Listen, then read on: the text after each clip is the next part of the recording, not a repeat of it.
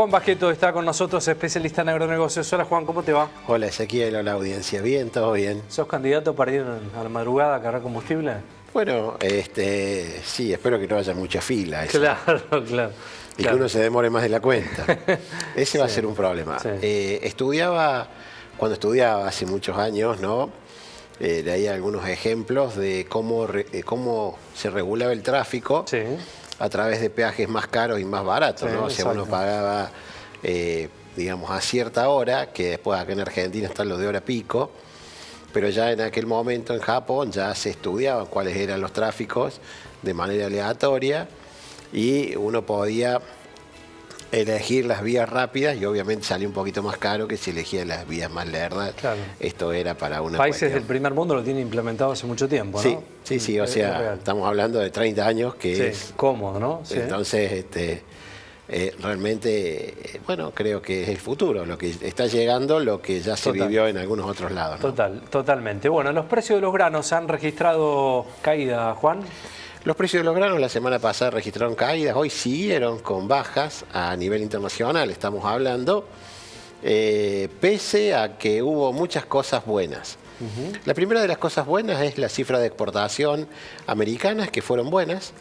Digamos que ya están dentro de los promedios pese a estos aranceles, entonces ya tenemos los mismos precios y ya tenemos aranceles que están de cierta manera controladas. Sin embargo, bueno, las cifras de exportación son buenas, el dólar es bajo, pero los precios siguen cayendo. Así que la verdad que es algo que preocupa un poco, ¿sí? Esto empieza a preocuparnos porque ya los precios internacionales pesan sobre los precios locales, se depuró en cierta manera, ya sabemos cuánto es lo que va a pagar China por sus granos, y esto ha generado todo un problema, ¿no?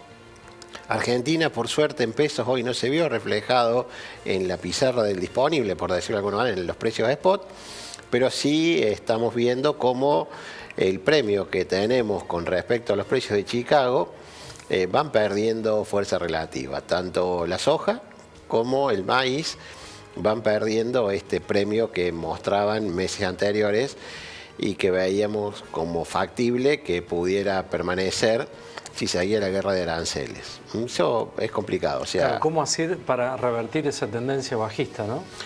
Bueno, en realidad muchas veces nos traiciona el exceso de optimismo. Entonces, cuando nos traiciona el exceso de optimismo, no tomamos decisiones. En esta época del año, si el comportamiento del tiempo es bueno en el hemisferio norte, ocurren estas cosas. Y siempre estamos esperanzados de que algún evento climático, alguna sequía puntual, algún problema, digamos, básicamente sequía, ¿no? Alguna helada, algo termine afectando la producción del hemisferio norte. La condición de los cultivos tampoco es buena. La primera que se viene informando con respecto al maíz está 4 puntos porcentuales de lo que es bueno y excelente del promedio de los últimos 10 años, pero no alcanzan todas las noticias malas, ¿sí? Porque la noticia buena es que Estados Unidos tendrá una muy buena cosecha de esta 25-26 que ellos están terminando de sembrar. Si tenemos una buena oferta, va a repercutir en los precios del año que viene, pero ya empieza a repercutir en los precios locales y en los precios actuales. Todo esto hace de que el productor empiece a mirar los mercados de futuros que todavía muestran algún pequeño premio con respecto a las cotizaciones internacionales, para ver si de esta forma al menos puede neutralizar el efecto que causaría volver al esquema anterior de retenciones. O sea, sacamos cuentas y empezamos a analizar la rentabilidad con estos precios y a lo mejor no es tan buena, pero si nos dejamos, posiblemente la rentabilidad sea menor todavía. Y lo más importante de todo esto, que si hacemos algo en estrategias de cobertura, siempre podemos mejorarlo de alguna manera o podemos revertir una decisión que hemos tomado mal. En cambio, si vendemos y después ya vendemos el físico, digamos, ya después si hay alguna mejora no vamos a capturar nada. Bien. Así que es todo un desafío. El productor agropecuario tiene que encarar la compra de la próxima campaña.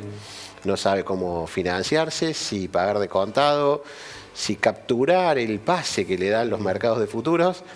Y creo que si se empieza a sacar cuenta, se va a dar cuenta que este es el año, ¿sí?, en donde a veces una buena decisión, una buena estrategia de comercialización, le puede hacer ahorrar unos cuantos quintales de soja, claro, si él mide en moneda de cuenta. Juan, esto, ¿no? ¿los datos de los fondos de inversión? Bueno, los fondos de inversión siempre nosotros los seguimos mucho porque generalmente el fondo de inversión se anticipa a lo que ocurre con el resto de los operadores del mercado. Un inversionista o un especulador, si se quiere, que básicamente es esto, ¿no? Alguien que va al mercado a tratar de beneficiarse con las modificaciones, claro, de los valores de los precios.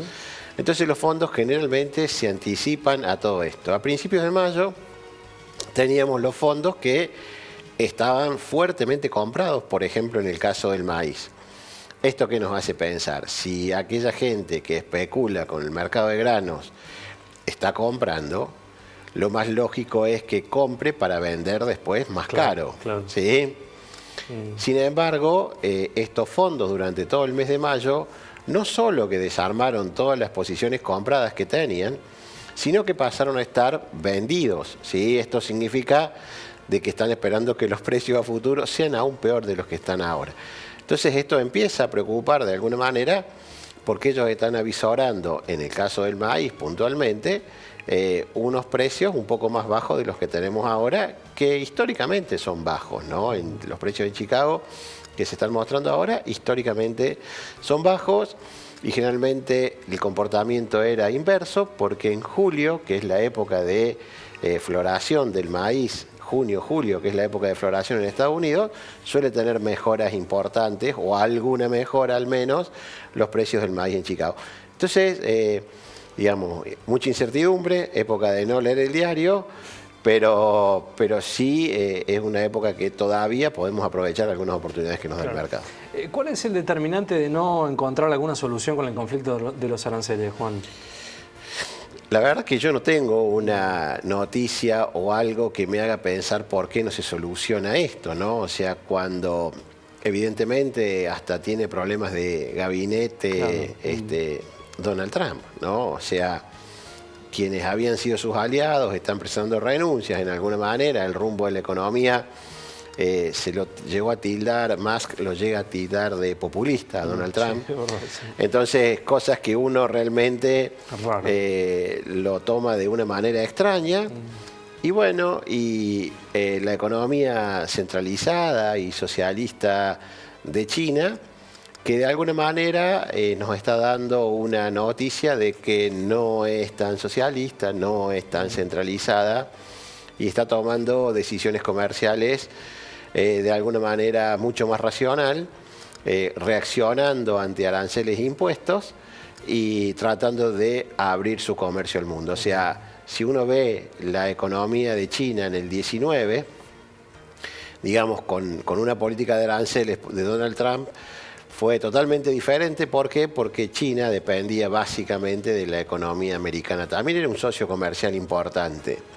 Después de estos aranceles y de estos problemas que tuvo China con Estados Unidos durante el primer gobierno de Trump, China lo que logró fue una gran apertura en el mundo. Claro. Entonces ahora si Donald Trump le impone aranceles a China, China ya tiene abiertas las puertas para que ciertos productos ingresen a China, no vía Estados Unidos. Entonces, esto creo que le resta poder de negociación a Estados Unidos y hace, bueno, obviamente que esta guerra de aranceles persista, lo que en algún momento pensamos que podía ser un acuerdo inminente y que se dialogaba entre Xi Jinping y Donald Trump, no está ocurriendo. Básicamente porque ya no depende tanto de la economía americana la economía china. Creo que esto es la reacción que ha generado en su momento los primeros aranceles impuestos en su primer mandato. Así que un enorme cambio, ¿no? Vamos a tener que esperar.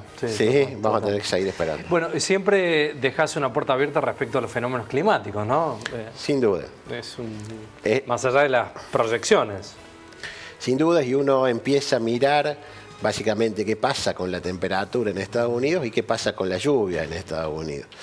Y empieza a ver qué pasa con el trimestre en Estados Unidos y también localmente cuáles son los pronósticos, ¿no? O sea, realmente Estados Unidos, la página oficial, digamos, en cuanto a los servicios meteorológicos, Es realmente muy extensa, tiene mapas de colores, tiene un montón de cosas que uno puede ver y hay algunos indicadores o hay algunos de estos pronósticos muy utilizados por la gente de a pie, la gente normal, y que se refiere a un pronóstico de el 6 to 10, como le dicen ellos, descarta los primeros 6 días y toma como válido los 4 restantes. Y eso es como que es los más efectivos. Bueno, hay 2 semanas consecutivas, por lo tanto nos están indicando que por lo menos en los próximos 10 días no deberíamos tener ningún fenómeno climático que afecte la producción de manera significativa. Partamos de la base que lo único que es grave es aquello que no es localizado, que es la sequía, o sea, algún fenómeno como tornado, inundaciones. Localmente al que le toca es muy feo, ¿sí?, pero en general se traduce en mejores rindes en las zonas aledañas. Juan, cierro con un tema de la última media hora que tiene que ver con una baja en la maquinaria agrícola, baja de precios, ¿no? En la maquinaria agrícola están dando un 8% a tractores, un 14% a cosechadoras. ¿Hay una primera lectura para hacer respecto a esta baja instalada en el mercado, respecto a todo lo que se ha hablado en las últimas semanas? Bueno, en realidad no solo se está dando en maquinaria. Sí, es verdad, en otras industrias también. Hemos visto bajas en algunos bienes de consumo muy importantes, ¿no? Incluso una distorsión, o mejor dicho, una diferencia muy grande entre precios mínimos y máximos del mismo producto, ¿no? Entonces, esto creo que la gente puede ser una venta porque en realidad tiene que hacer frente a compromisos financieros. Las tasas están caras, ¿no? O sea, quien se endeuda hoy se endeuda a tasas caras, ¿sí? Viene un momento en donde es necesario de alguna manera ir haciendo una reserva para hacer frente a compromisos estacionales como podrían ser los aguinaldos. Y todo esto tiene que generarse mayor cantidad de ventas, empiezan a revisarse costos, ¿sí? Y esto hace de que ante una menor actividad económica empecemos a competir por precios, ¿no? Entonces vemos una con baja, los riesgos que implican también, con ¿no? los riesgos que implican, ¿no? O sea, con los riesgos que implica, es un fenómeno que te diría a nivel casi que te diría que mundial, ¿no? O sea, la baja de la calidad para competir con productos chinos, por ejemplo, ¿no? En algún rubro puntual, que es un hobby de los que tengo, lo veo, ¿no? O sea, primeras marcas que bajan la calidad de sus componentes para competir puntualmente las motos con los productos chinos, que hoy están, digamos, un poco más confiables y a la par casi que de los productos japoneses, europeos. El tema, ¿cuál es el proteccionismo para tu industria, ¿no? Para la industria local respecto a ese tema?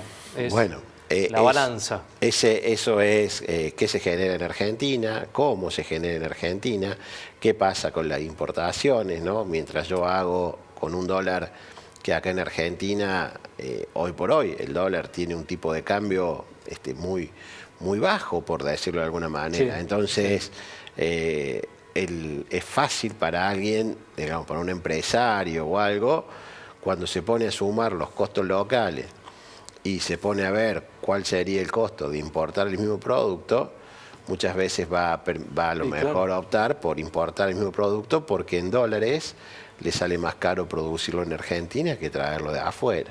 Son cuestiones a revisar, son políticas diferentes. Sí, sigue habiendo una carga asfixiante impositiva, ¿no? No ha bajado puntualmente la carga impositiva, ¿no? O sea, no ha bajado puntualmente. Entonces, son todos desafíos para poner en marcha. Por ahí te quita competitividad. Decían la semana pasada algunos representantes de cámaras agrícolas, ese es uno de los temas, ¿no? Focalizar en el núcleo económico de la Argentina, que tiene una carga altísima, para ser más competitivo, porque si no quedas fuera. Entonces, bueno, esto no es producto de este gobierno, ni quizás del anterior, sino que vienen acumulándose años de políticas inadecuadas. Y esta acumulación de daños en algún momento hay que romper con el esquema y quizás en el momento de romperlo genere estas distorsiones como estamos viendo ahora, ¿no? Otra vez, si yo mido el beneficio económico con el bienestar de la gente, sí. creo que es la única forma. Habría que preguntarle a la gente si está más cómoda ahora o estaba más cómoda antes. Y ahí podríamos hacer una opinión razonable de cómo afectan todas estas medidas, ¿no? Realmente no es fácil, ¿sí? Y no tengo los argumentos precisos como para decirte si esta es la única forma o habría otra forma de hacerlo, ¿no? Lo concreto es que una realidad que se empieza a ver que son bajas realmente pronunciadas. Juan, como siempre, gracias. No, al contrario, gracias y un fuerte saludo a todos los graduados en Ciencias Económicas en su día. Tiene razón, hoy es su día. Feliz día. Gracias, feliz día, gracias. Le mando un gran abrazo. Juan, gracias. No, por favor. Seguimos.